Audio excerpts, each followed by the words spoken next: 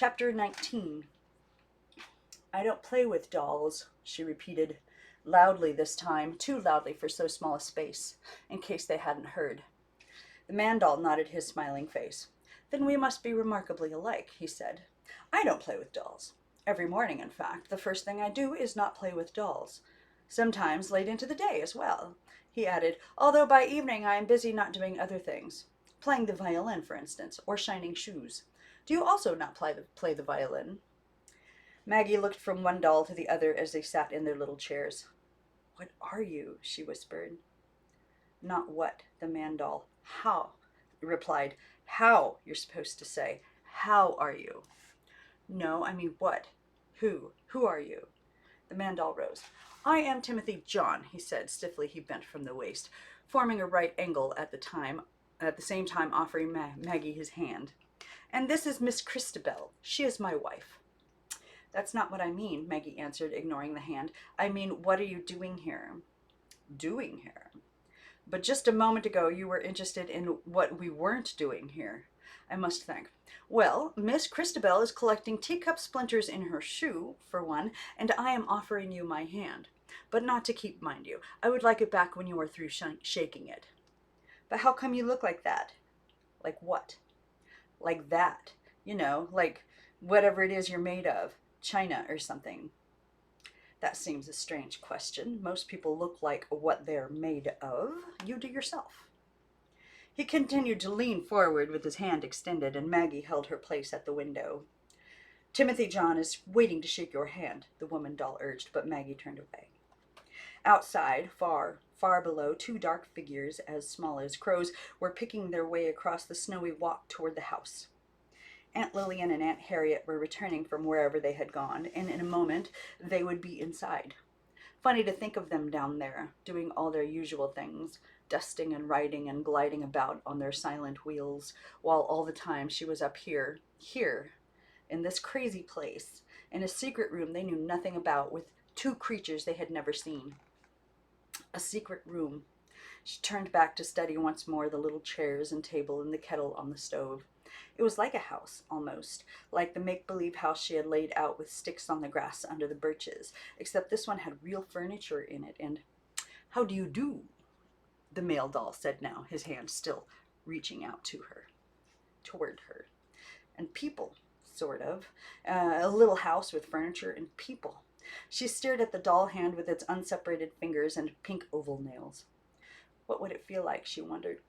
Warm and alive, like her own, or cold as a teacup? She put her hand out a short distance, but withdrew it.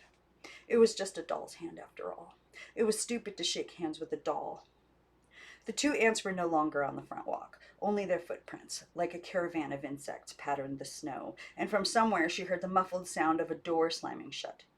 Pretty soon they would begin to move around downstairs, snapping open the writing desk, snapping it shut, snapping open their mouths, snapping them shut, calling aloud, Maggie, your bed is unmade. Maggie, you have littered your room. Maggie, your breakfast is untouched. Maggie this, Maggie that, wondering where she was, never guessing. When you've shaken Timothy John's hand, the woman doll persisted, you may get the broom.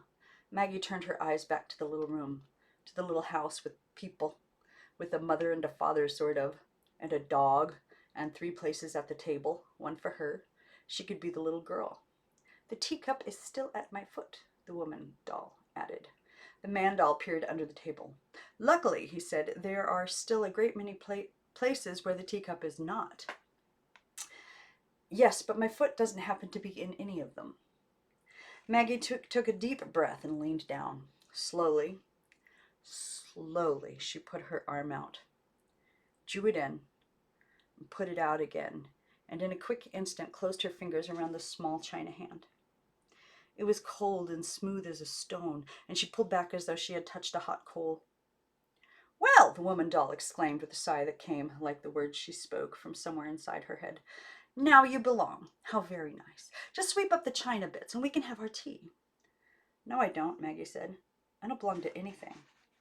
But she took a step forward and then another, and without looking at either doll, advanced to the little alcove, where she seized the broom in one hand and the dustpan in the other, and in one swift movement swept the broken pieces into the pail.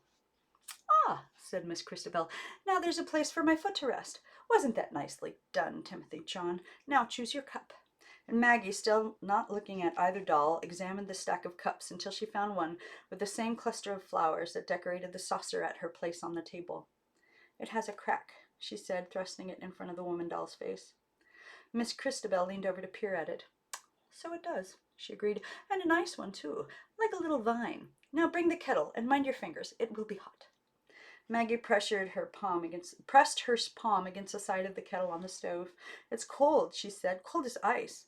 And besides," she added, looking inside, "it's empty. Nothing's in it. She swung the kettle around her head and held it upside down. "See?"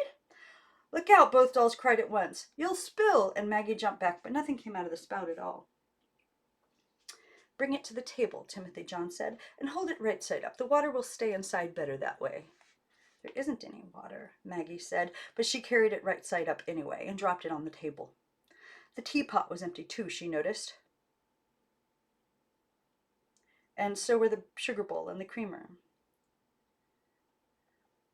"Fill the teapot now," Timothy John said.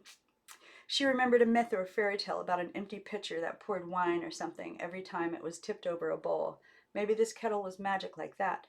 Maybe hot water would really bubble from its spout and tea leaves would spring to life in the teapot. With both hands she tilted the kettle and watched it expectantly, but nothing came out at all, and the teapot remained empty and cold. "There's nothing in it," she shouted, slammed it on the table. "Oh, pardon me. There's nothing in it," she shouted, slamming it on the table. "Slowly," Miss Christabel cautioned. "Don't splash the tablecloth." "And don't forget the tea cozy," Timothy John added. "The what?" Maggie stared at him. "Over here," and Timothy John nodded at a little crocheted hat on the table. Maggie turned it over in her hands a few times and finally pulled it over Miss Christabel's head. "Mercy!" exclaimed Miss Christabel. "On the teapot," Timothy John corrected, and Maggie crammed it on the empty china teapot. "A hat for a teapot." "That will keep the heat inside," Miss Christabel explained. "If the heat gets out," Timothy John added, "it gets mixed up with the cold and nobody can find it." "Oh, and the lid of the tin is stuck, Maggie. And the lid of the bread tin is stuck, Maggie," said Miss Christabel said. "See if you can pry it off." She pointed to the shelf over the stove. The bread box rattled when Maggie reached it down, and she found 3 slabs inside. "They're wood," she said, holding them up for dolls to see. "Bring them to the table," Timothy John said. "Wooden bread," and Maggie dropped them one by one on the tablecloth, "with butter painted on." "They belong on a plate," Miss Christabel corrected her, "and overlap them so they won't fall off. And the tea must be ready by now. I can smell it." And she brought her hands to her cup, holding it out for Maggie to fill. "It is our best tea," Timothy John commented. "Its vapors will put curls in your hair. Did you know that? And try the bread, too. It will fatten your wrists." The 2 dolls raised their teacups and their bread to their lips, first one and then the other, and Maggie listened to the little clicks, china to china and china to wood. After a long while, she lifted her own teacup and sniffed at it. "It doesn't have any vapors," she said, lowering it again. "It doesn't smell at all." And after another long moment, she put the tip of her tongue to the wooden crust. "It tastes like wood," she said, dropping it back on the table. But quietly, turning aside, she touched the hank of her hair at her cheek, testing it, and she checked her lower arm. The hair was stiff and moist as always. The wrist remained thin and full of bones, like the neck of a chicken. Miss Christabel put her saucer next to the dog's basket, and he growled softly as a cat purrs. "Have some tea, Juniper," she said, "and then we will walk to the garden. It seems an especially nice day for the garden, doesn't it, Timothy John?" "Lovely," he answered. "It's snowing," Maggie said. "Not in the garden," Timothy John answered. "Where is it?" she asked. "Where is it snowing? But you already know that." "No, where is the garden?" "Ah, the garden. The garden is that other place which is surrounded by everything that isn't garden. It is also where the roses grow." "But first we must tidy up," Miss Christabel said, and she put everything where it had been when Maggie had first entered this room an hour, 2 hours, an age ago. "Now then," Timothy John removed a small top hat from a hook on the wall and placed it on his head. Next he took up the little scrap of newspaper and hung a small cane over his jointed wrist. Garden time, he announced, and he picked Juniper up in his basket. Garden time, Miss Christabel repeated, and she slipped her arm through the handle of the kettle. Maggie said nothing at all, but followed the two dolls first with her eye and then with shortened steps as they rounded the table and worked their way, inch by inch, to the end of the wall, around the far corner, along a narrow corridor. Toward what? Maggie couldn't tell, but she looked over her shoulder once, twice, to memorize the way back to the room with the little table and cabin and chairs, the sofa that dented pillows, and the teapot that held no tea.